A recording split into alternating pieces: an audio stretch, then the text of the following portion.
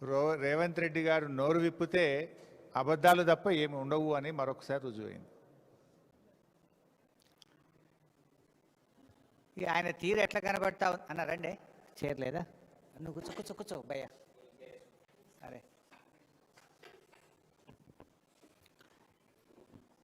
ఆయన తీరు ఎట్లా ఉందంటే అన్నీ వదిలేసి నడి బజార్లో నిలబడ్డట్టున్నది.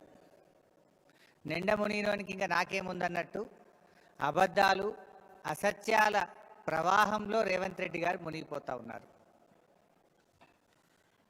రేవంత్ రెడ్డి గారి మాటలు వింటుంటే అబద్ధం కూడా ఆత్మహత్య చేసుకుంటుంది. గోబల్స్ను మించిపోయినాడు రేవంత్ రెడ్డి గారు. సరే, కొన్ని వ్యాఖ్యలు గమనిస్తే ఒక్కొక్కటి మాట్లాడదాం.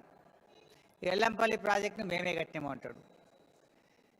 ఇక నీకు అట్టుడు ఎట్లున్నదంటే నువ్వేమో రిబ్బన్ జేబులు కత్తెర జేబులు పెట్టుకొని తిరుగుతున్నావు, ఏడగనబట్టాడు రిబ్బన్లు కత్తిరిస్తున్నావు. నిన్న ఇనాగ్రేషన్ చేసిన కొన్ని ట్యాంకులు కూడా కేసీఆర్ హయాంలో మంజూరు చేసినాయి. ఇప్పుడు సబితక్క కాన్స్టిట్యున్సీలో కూడా ఒకటి ఇనాగ్రేషన్ చేసినావు. నువ్వు కట్టింది కేసీఆర్ గారి హయాం, కత్తిరించేది నువ్వు అయిపోయినావు. శ్రీపాద ఎల్లంపల్లి ప్రాజెక్టు మేమే కట్టినాం, శ్రీపాదరావు పేరు పెట్టినామంటే మీలాగా మేము చిన్నగా ఆలోచించలే. పేర్లు మార్చుడు లేకపోతే కత్తెర జేబులో పెట్టుకొని పోయి రిబ్బన్లు కత్తిరించే ఆలోచనలు కేసీఆర్ గారు ఎప్పుడు చేయలే. కేసీఆర్ గారు బ్రాడ్గా ఆలోచించిండ్రు, రాష్ట్రం కోసం ప్రజల కోసం ఆలోచించారు తప్ప నీలాగా దిక్కుమాలిన దివాలాకోరు రాజకీయాలకు ఎప్పుడు కూడా పాల్పడలేదు.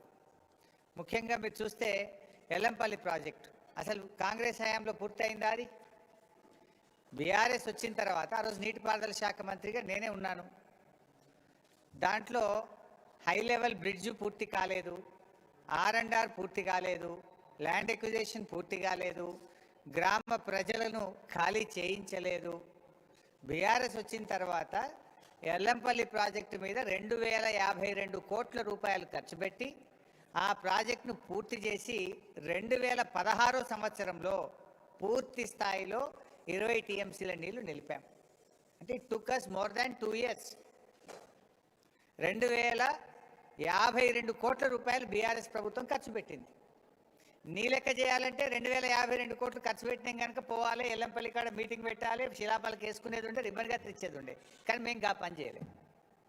మేము చిల్లర రాజకీయాలకు పోలే. పని చేయడం ముఖ్యం అనుకున్నాం తప్ప రిబ్బన్లు కత్తిరించి ప్రజల్ని భ్రమింపజేయాలనేటువంటి ఆలోచనలు మేము లేము. నువ్వు ఫ్లైఓవర్ల కాడ నిన్న చేసిన OHSR కూడా నువ్వు చేసిన శంకుస్థాపన రెండింటికి 2. నీకు వచ్చే నీళ్లు కాళేశ్వరం నీళ్లు, నువ్వు ఇనాగ్రేషన్ చేసిన OHSRలు ORR phase 2లో భాగంగా బీఆర్ఎస్ ప్రభుత్వం నిర్మించిన రిజర్వాయర్లకే నువ్వు ప్రారంభోత్సవం చేసినావు. సో ఇలా ఆ రకంగా ఎల్లంపల్లి ప్రాజెక్ట్ నీళ్ళు వస్తున్నాయని మాట్లాడతారు ముఖ్యమంత్రి అమాయకంగా. నువ్వు అమాయకమేమో కానీ ప్రజలు కాదు కదా. అసలు ఎల్లంపల్లి ప్రాజెక్ట్ కెపాసిటీ 20 TMCలు, దాని డెడ్ స్టోరేజే 3 TMCలు, ఉండేటి 17. ఆ 17కు దాని సొంత ఆయకట్టు 1,65,000 ఎకరాలు ఉంది. అంటే 12 TMCలు కావాలి దానికి. దాని కింద NTPCకి మనం నీళ్ళు ఇస్తాం. NTPC విద్యుత్ ఉత్పత్తికి ఎల్లంపల్లి ద్వారా 6.5 TMCల నీళ్ళు ఇస్తాం. మంచిర్యాల నియోజకవర్గం గూడెం లిఫ్ట్కు 3 TMCలు వాడుకుంటాం. లోకల్ రామగుండం లిఫ్ట్కు 1 TMC నీళ్లు వాడుకుంటాం. అట్లే ఆ ఎరువుల కర్మాగారానికి కూడా 2 TMCలు ఇస్తాం. అసలు నీళ్ళు ఎక్కడనే ఎల్లంపల్లి సామర్థ్యమే 20, అక్కడ దాని వినియోగమే 20కి పైగా ఎక్కువ ఉన్నది. నేను ఎల్లంపల్లి నీళ్ళు తెస్తున్నా హైదరాబాద్కు, 20 TMCలు తెస్తాడు హైదరాబాద్కి. ఎక్కడికి వస్తాయి 20? ఎల్లంపల్లి కెపాసిటీ 20, డెడ్ స్టోరేజ్ 3 పోతే ఉండేది 17. ఆ 17లో NTPCకి 6.5, గూడెం లిఫ్ట్కు 3 పోతాయి. అదేవిధంగా లోకల్ లిఫ్ట్కు 1 TMC పోతుంది. రామగుండం ఎరువుల కర్మాగారంకు 2 TMCలు పోతాయి. దానికే ఎక్కువ ఉన్నది. అది కూడా that will be supplemented again. నేను ఆ 20కి 20 హైదరాబాద్ తెస్తున్నా అంటాడు. అంటే ఎవల చెవులలో పువ్వు పెడుతున్నావు? ఎందుకు ఈ గోబల్స్ ప్రచారము?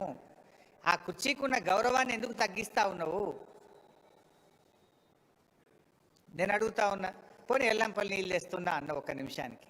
ఎల్లంపల్లి నుంచి మల్లన్న సాగర్కి ఏమైనా గాలి వస్తున్నాయా? ఎల్లంపల్లి నుంచి మల్లన్న సాగర్కు గాలి వస్తున్నాయా? ఎల్లంపల్లి నుంచి నీళ్ళు ఏడికి వస్తాయి? ఎల్లంపల్లిలో మేడారం దగ్గర మోటార్ లాంచ్ చేస్తే మేడారం రిజర్వాయర్లు పడతాయి. మేడారం రిజర్వాయర్ నుంచి లక్ష్మీ బ్యారేజ్ దగ్గర లక్ష్మీ పంప్ హౌస్ ఆన్ చేస్తే వరద కాలువలో పడతాయి.